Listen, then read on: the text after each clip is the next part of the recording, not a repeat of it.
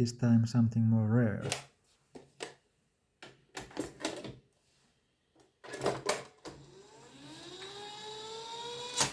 Beta tape recorder from Sony. This was competing format for VHS at the time, and these devices never found their way to big audience, but some enthusiast still uses these today. This Sony Betamax C5 has problem with sound and video quality. Sound is kind of vibrating or waving, and it sounds like a singer of the music is shaking cold or something like that.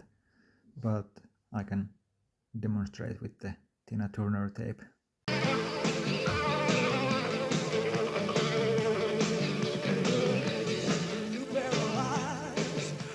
Also, the video quality is quite bad, and these symptoms are quite common with these devices because servo motors are used to spin video head drum and also the capstan axle. And when capacitors go old and bad, control electronics of the servo motors start to do random things like waving the voltage and therefore speed of the motors. So in other words, the tape is not traveling in steady speed, and speed change affects directly to the sound, how it's played and heard, and this uneven speed also causes spinning drum and tape to be out of sync, and this is the main reason for bad video quality. Before changing the capacitors, first thing of course is to clean the tape heads and lubricate all the moving parts so that tape is traveling easily and heads are reading the tape correctly. For sound head, cotton stick and cleaner spray is easy way to do it, but for the spinning drum it's a different story.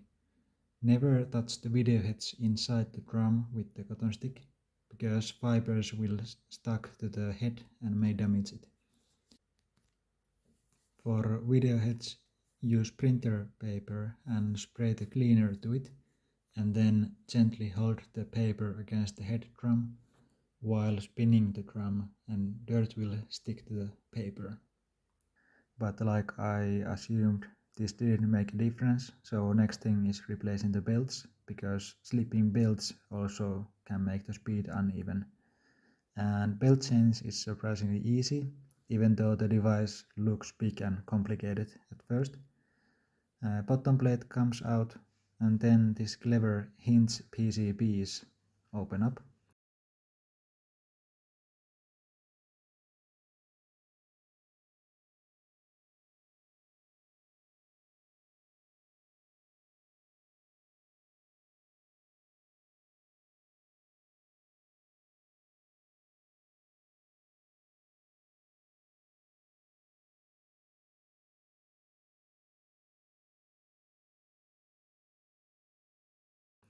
And now there is really easy access to the belts.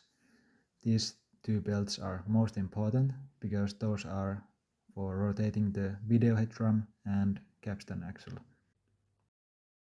Belt change didn't help, so servo motor control electronics are clearly the reason for these symptoms. This left side of the main PCB controls those servo motors, and especially bad tantalum capacitors and electrolytic capacitors made by Sanyo are causing these kind of problems.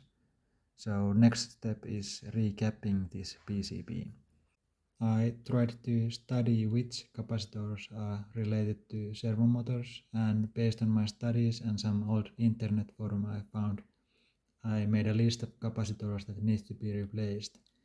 This is a minimum to make it work better, but it doesn't harm if you're recapping the whole PCB.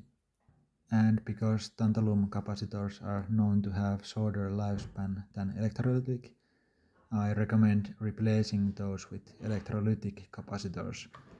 Important thing is having exactly the same farad value, but voltage value can be higher than original.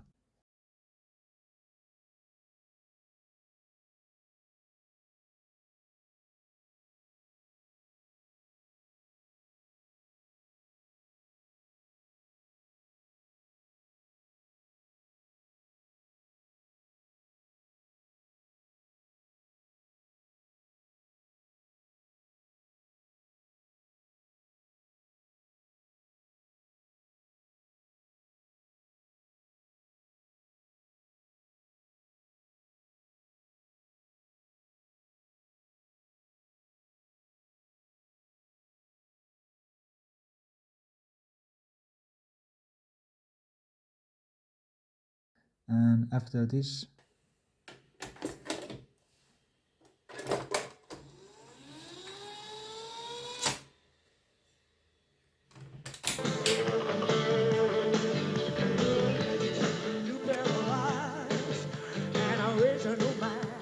sound is clear and no extra waving or vibrating effects can be heard.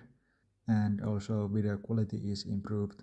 So now just all the plastic casings back on and you're all set.